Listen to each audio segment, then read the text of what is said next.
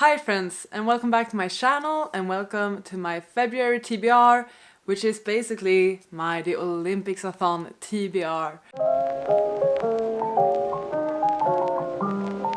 If you didn't know, I am hosting a readathon in February called the OlympicsAthon Winter Edition or the Winter OlympicsAthon, and it is a readathon inspired by the Olympic Games. I have a video announcing this. I will link it for you somewhere. I will also link the Discord, the sign-up sheet, all of that. You can choose whether you sign up and participate or if you just want to do it low-key. But yeah, it's something I've hosted for the last 4 years. And I had sort of forgotten about it and then got reminded of it and decided last minute to announce and host it. So the books I will be talking about will be focusing on that. The OlympicsAthon is between the 4th and the 22nd of February, so the majority of the month, but not every day of the month. As of when I'm filming this, it's still January and I have low-key been slumping, or it's more like I haven't really found the time to read. I haven't really read the last few days because I've been doing other things. Work has been quite busy. Every time I host the OlympicsAthon, I do attempt to do all of the prompts. I've never managed, so don't feel bad if you're not able to do all of the prompts, because I never have. But I really feel like I need to plan for like quiet, slow evenings in February in order to fully appreciate this TBR. Because I feel like this might be my best TBR for an OlympicsAthon. It might be. Just throwing it out there. Let's jump into it. I have of course tried to combine these prompts with the year-long challenge of the Buzzwordathon that I'm doing, so I will be talking about that. But let's start with a book that's not on the OlympicsAthon TBR, because I don't think it's realistic for me to put this on that TBR with all of the other books. But it's a book I am hoping to start in February. Not sure if I will finish it, but I'm gonna start it. If it's before or after the readathon, we will see. A friend of mine and I have decided to buddy read Quicksilver by Callie Hart. We buddy read Fourth Ring together, had a lot of fun with that, so we decided to buddy read another fantasy romance, because why not? So we both picked up this stunning hardback edition with the sprayed silver edges. Once again, not on the OlympicsAthon TBR, just a fun book to read in parallel in February. What is it about? I don't freaking know. All I know that there's a character in it called Kingfisher and also that it's Fae. But I honestly have no freaking clue what it's about, and I think I'm gonna keep it that way actually. So, not gonna linger here too long, just wanted to mention that this is getting read sometime this year. Let's now actually jump into the TBR, and this has required a bit of planning, but I feel like I've done good with it. I've tried to be smart, I've tried to pick shorter books, I've tried to double up with prompts where I can. OlympicsAthon have like regular prompts and then also bonus prompts. We will talk about that. If you want more information, check out the announcement. I'm explaining everything there. The first prompt of the OlympicsAthon is winter, to read a book with a winter setting. And I thought long and hard about this, and I tried to find like a smaller-ish book for this, and I realized that, oh, my friend owns Small Things Like These, and I could borrow it from her. Of course, I could listen to it as an audiobook as well, maybe, but I feel like I would like to read it physically. Small Things Like These by Claire Keegan. What is it about? I actually do not know. I know it's short, about 130 pages. It says that it's 1985 in a small Irish town. During the weeks leading up to Christmas, Bill Furlong, a coal merchant and family man, faces into his busiest season. It's a deeply affecting story of hope, quiet heroism, and empathy from one of our most critically lauded and iconic writers. Yeah? Maybe? Yeah? Really don't know anything else, but it has a winter setting, so that's all I needed. Next prompt is sports. Read a book featuring sports, because of course, Olympics, sports. And this is the chunkiest choice on this TBR, but I've been meaning to read it for a year now. And that book is The Favorites by Lane Fargo. This is a literary romance-ish, not really a romance, but low-key romance maybe, about ice skaters. And it is inspired or a retelling of Wuthering Heights, which I have read, and it was really talked about last year, and I picked it up last year, very excited to read it, never got to it. We're following an Olympic skater who meets Heath, and and they grew up together or something like that. And they go from childhood sweethearts to champion ice dancers, captivating fans with their scorching chemistry, rebellious style, and roller coaster relationship. A shocking incident instantly destroys the partnership at the Olympic Games, and 10 years later, an unauthorized tell-all documentary reignites the public obsession with Shaw and Rocha. I think I will enjoy this. I think it will be dramatic, a bit toxic, and fun. So yeah, I would love to read this during the OlympicsAthon, especially because it's also taking place during the Winter Olympics, fictionally. So it works if I read it during the Winter Olympics in real life, right? The next prompt is flag, also called 5 colors. Basically finding a book with a cover that has all of the 5 colors of the Olympic rings on it, so meaning red, blue, black, yellow and green. And I'm going with Dalagut Dream Department Store by Mie E. I've had this book for 2 years, I think, something like that. Maybe more. And I've been meaning to read it. It's translated by Sandy Yusun Lee. And we have all of the colors here. We have like this black cat, we have yellow, we have green, reds, blues, all the colors. It's also translated. That's going to be important for some other prompts. And once again, it's not too long. It's about 250 pages, and I feel like the format is really nice as well. This is a story about a mysterious town that lies hidden in our collective subconscious. There's a quaint little store where all kinds of dreams are sold. Day and night, visitors, both human and animal, from all over the world shuffle in sleepily in their pajamas, lining up to purchase their latest adventure. Meet Penny, an enthusiastic new hire, as she navigates the world within the famous Dalagut Dream Department Store, along with other salespeople, led by the flamboyant owner Dalagut himself. A captivating story that will leave a lingering magical feeling in readers' minds. This is the first book in a best-selling duology for anyone exhausted from the reality of their daily life. Sign me up. I'm her. I'm that she. It's a good opportunity for me to read this, and this is why I'm also so excited about OlympicsAthon, because it's a good opportunity to pick up those translated books. Next prompt is host. Next prompt is host. Read a book that somehow relates to the hosting country. This time it's Italy. So I had a few ideas, and then I figured something out, and I feel so smart about this as well. And it's gonna look super intimidating in some ways not. But also, like, once again, good opportunity for me to pick up some translated books.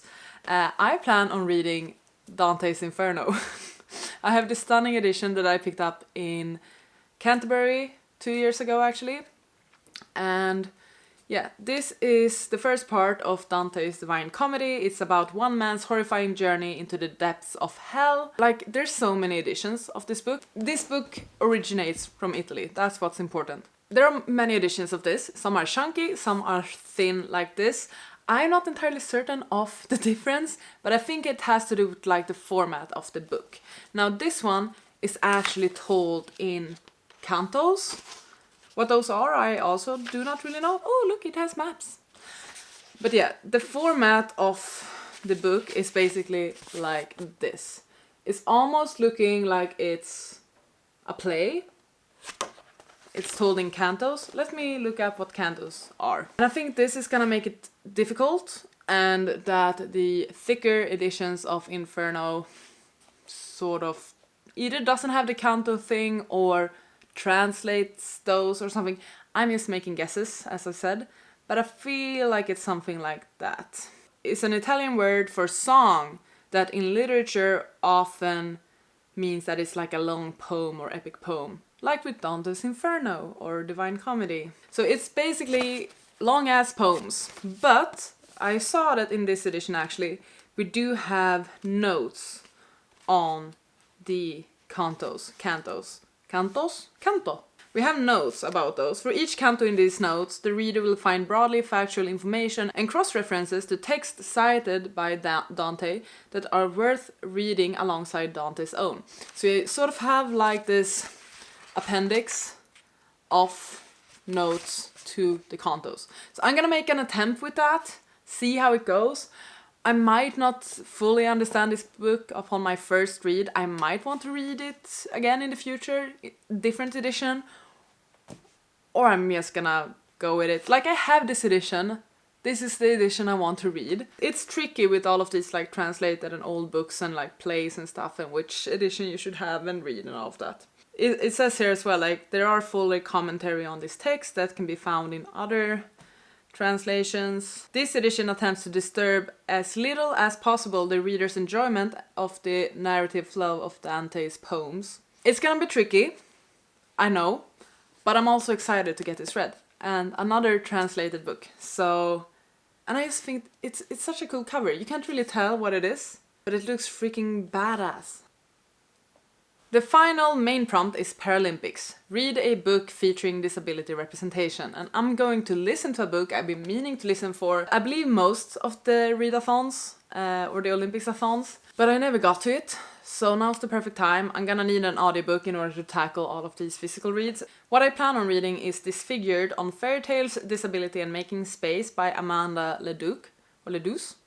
And this is a non-fiction about how in fairy tales happy endings are the norm as long as you're beautiful and walk on two legs. By examining the ways that fairy tales have shaped our expectations of disability, Disfigured will point the way toward a new world where disability is no longer a punishment or impediment, but operates instead as a way of centering a protagonist and helping them to cement their own place in a story and from there the world.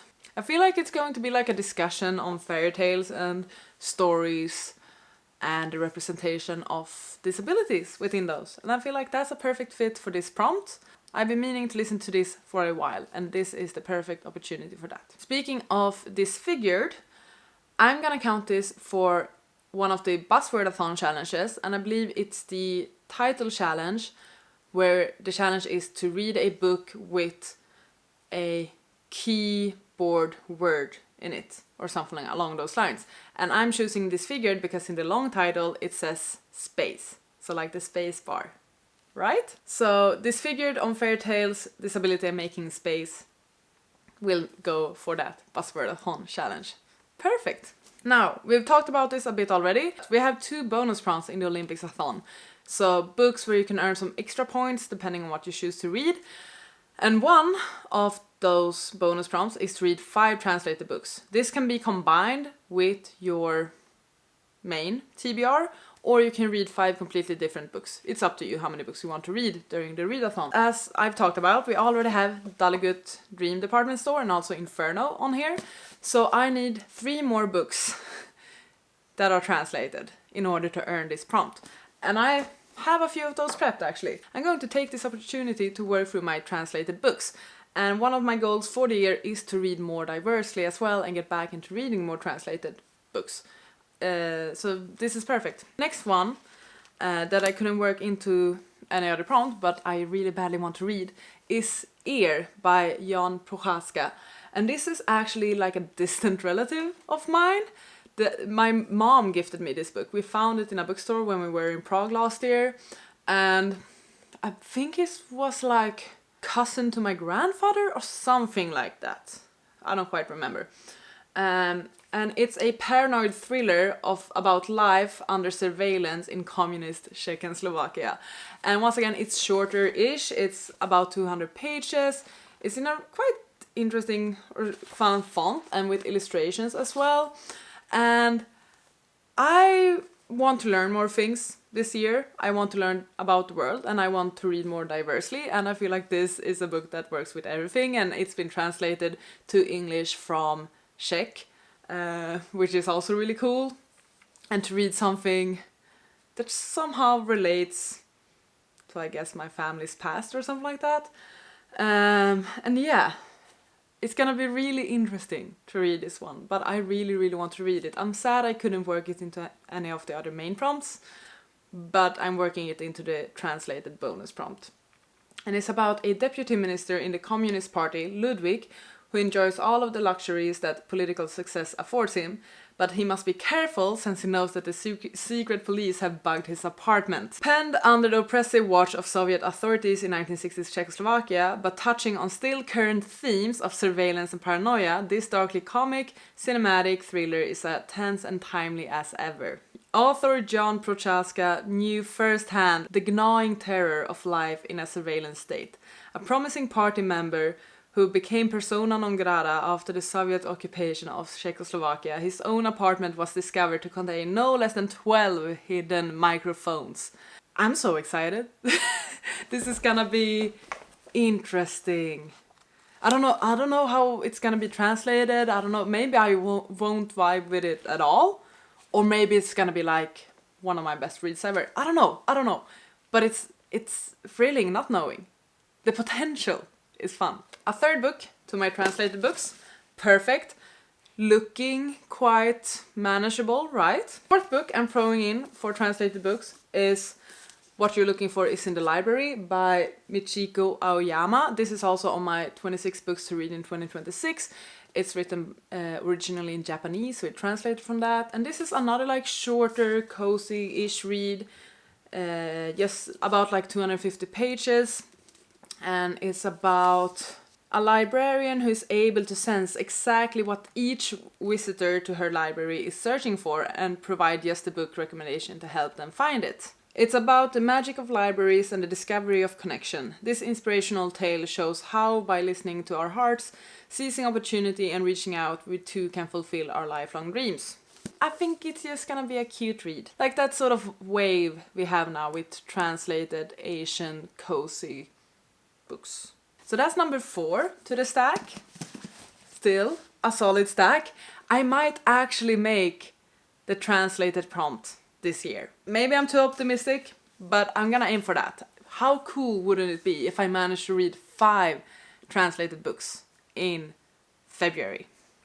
Now, the 5th translated book will be an audiobook, and that book is The Unworthy by Agustina Basterica, who was also the author of Tender is the Flesh, which is a book I've listened to for the OlympicsAthon previously, and she is from Argentina, I believe, so it's been translated from Spanish.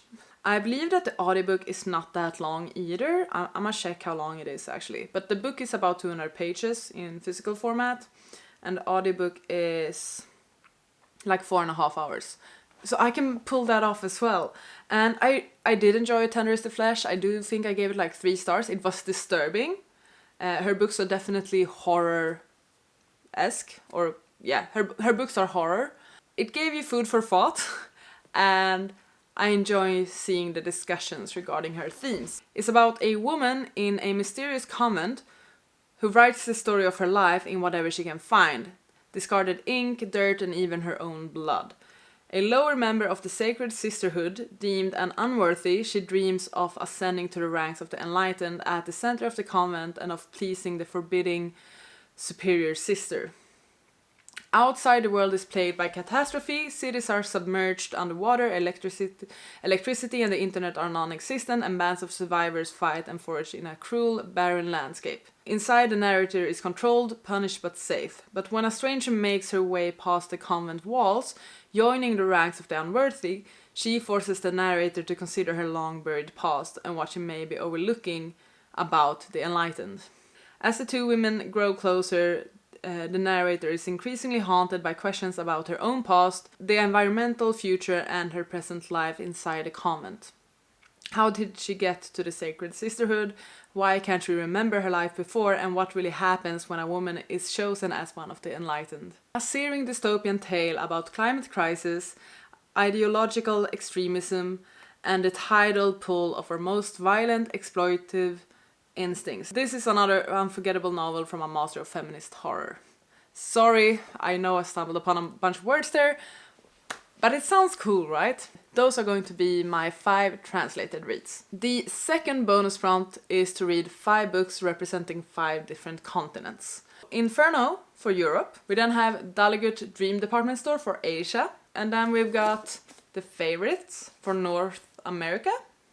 And then we have The Unworthy for South America, Argentina. And then we needed a 5th one.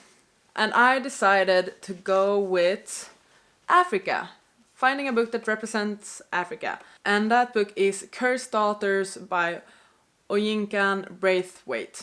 And sorry if I butchered that. She's also the author of My Sister the Serial Killer, which I listened to a few years ago. And I will be listening to this one as an audiobook. I believe it was like nominated in the Goodreads Choice Awards as well. And this is about a young woman who must shake off a family curse and a widely held belief that she is the reincarnation of her dead cousin in this wickedly funny, brilliant, perceptive novel about love, female rivalry, and superstition. I really don't know much else about it, and I think I'm not going to. It has a pretty high rating. The book is probably the longest out of the audiobooks I plan on reading. But it's not too long, I think. It's like 9.5 hours, so still doable, manageable during this time. These 3 books, as well as The Unworthy and Cursed Daughters, will together form the 5 Continents prompt. Tell me that this isn't an amazing TBR. I planned it so well. I believe in order to fulfill all of these prompts, I am gonna have to read, is it 9 books? Yeah, 3 audiobooks and 1 book I plan on borrowing as well. It's not my best planned TBR in regards of the amount of books. I believe I've had 9 books previously as well. But I feel like it's my best planned TBR with like the length of the books and sort of like my excitement and things like that. I'm excited about all of these. It's gonna be a struggle prioritizing. I feel like I need to put some effort into Inferno. Maybe like, I don't know, take notes while reading it. I'm really excited to get to Ear. I've been meaning to read it since last summer. The Favorites was on many of my TBRs last year. I have my reading cut out for me in February. And on top of that, we will add Quicksilver. Oh, and also, for the cover challenge of BuzzwordAthon, you need to read a book that has like a silhouette on the cover. And I feel like The Unworthy is perfect for that, because we have the silhouette of like a nun or someone in a convent. So, yay! So these, in addition to all of these books, are my reading plans for February. The shortest month of the year also means the shortest books. Many of these books are like 200, 250 pages long, which is gonna be perfect for the intensity of the OlympicsAthon. I'm very excited about it. I hope you are too. And I hope that perhaps this video gave you some inspiration for your TBR if you are joining. Or yeah, if you need any help, just chat with us on the Discord. I also do think that we will be hosting a live show for the opening of the OlympicsAthon. Keep an eye out for that, either on my channel or on Discord, where I will announce it more properly. I want to finish my January books, and then I can start reading Quicksilver, because I don't need, this isn't bound to the OlympicsAthon. And then once 4th of February hit, I'll get to the rest of the books. Thank you so much for watching this video. I hope you enjoyed it. Please take care, and I'll see you on the next one. Goodbye!